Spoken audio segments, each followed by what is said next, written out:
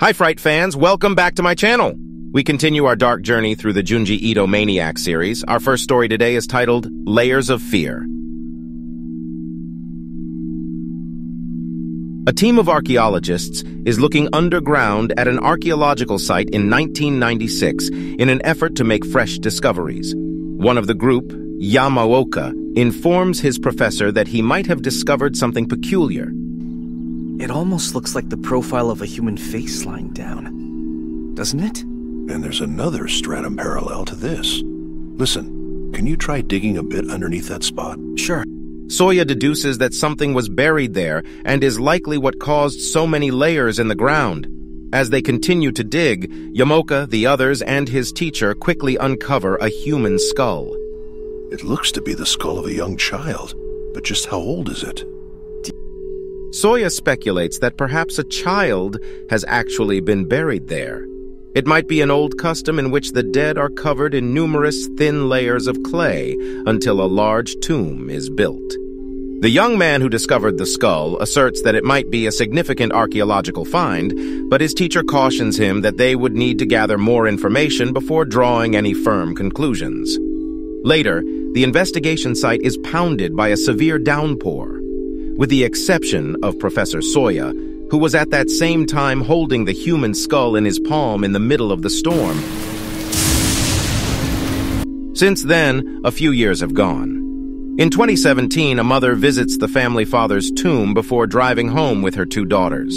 The woman frequently praised and loved the beauty of her youngest daughter, Remi, in their conversations.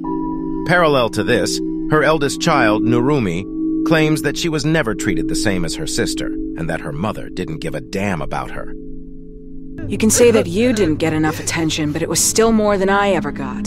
From getting acting lessons to orthodontics, you got everything. The woman, when confronted by her eldest daughter, responds that she likes Remi to Narumi, since the latter is referred to as ugly and unimportant, while Remi has a wonderful attractiveness.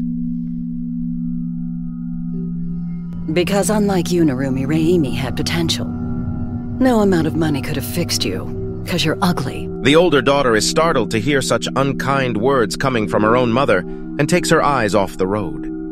A truck suddenly moves at her in that instant.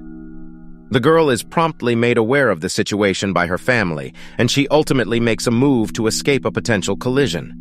Several seconds after the car veers off the road, Narumi regains consciousness and realizes the impact of her decision. The road sign she struck as she was driving the car at a high rate of speed slammed into her sister's face, permanently disfiguring it. Remi is taken to the hospital the same day, and her mother accuses Narumi of causing the mishap. They wait in the waiting area until a doctor comes to check on the girl. The doctor explains that Remi's face is healing on its own, and that during the examination, it was found that the girl has no brain, bones, or organs. Her entire body is made up of several layers of skin. The girl's mother believes this to be a hoax. There's another face. That's right. The hypodermis peeled off to expose another epidermis. I've never seen anything like it before. She starts to laugh hysterically at what she is seeing, though, as she hears the doctor's explanation. The girl's entire number of layers on her body, according to the doctor, equals her years of life. Remi possesses the same physical attributes as she did as a fetus, a youngster, and the teenager she is today. The girl's mother is intrigued to hear this and instructs the physician to refrain from testing Remi because she will return home as soon as possible as she has fully recovered. While waiting for Remi to recover, Narumi tells her mother that this is a family curse after all, as her father discovered a person's skull buried in several years ago. Then he became hallucinated with that object and died 9 years later. Narumi also claims that after the loss of her father a year later, Remi was born with the curse. Furthermore, the eldest daughter also discloses that part of the curse is also in her body, as it is also made of several layers. If you don't believe me, look. My body's made of multiple layers, too. Remi wakes up at her family's house after getting better. She claims she is sick of it all because contemporary medicine cannot treat her ailment. Narumi realizes that the skull her father discovered is the root of all of these issues. Therefore, burying it back in the earth seems like a feasible solution. We hold a memorial service for the skull that Dad found. I know Saito University has it, but if we explain the situation— As if I'd waste my time doing that. Have some respect, Narumi. But Mom— That night, the girl's mother is desperately trying to connect with her 2-year-old daughter, Remy's version of herself. She has created a special connection with her daughter at this age and wishes by all means to relive her best moments again. The woman standing next to her daughter calls frantically for the 2-year-old girl until she gets weary and gives up. But a child's voice starts to sound from inside her daughter's body. Let me out, Mama.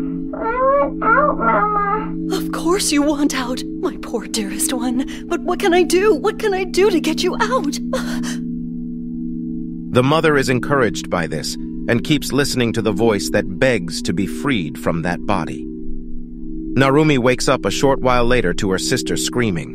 When she returns to her room, she discovers her mother removing layers of skin off Remy's face and threatening to continue until she locates her 2-year-old daughter.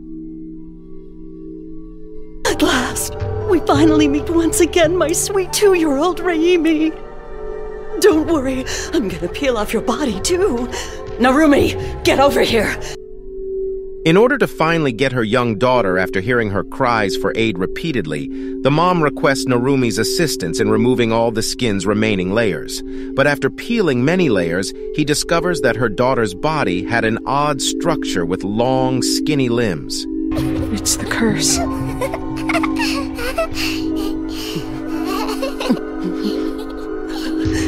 The mother then gets to her feet and cuts her own face with a pocket knife. She explains to Narumi that since she is likely also under the curse, she should take off layers of skin until she resembles a 38-year-old woman.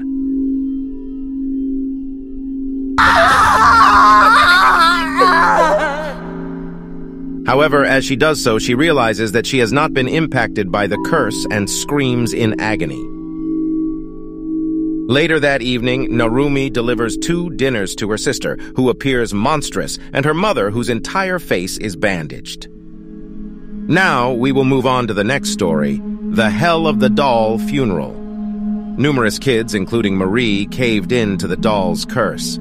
Her parents are seeing her less and less as a human being.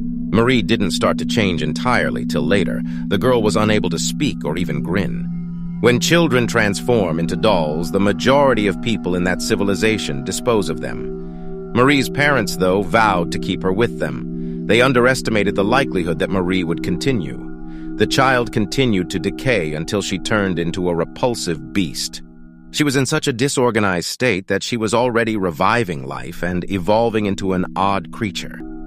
Then, her parents made the decision that they had to get rid of her.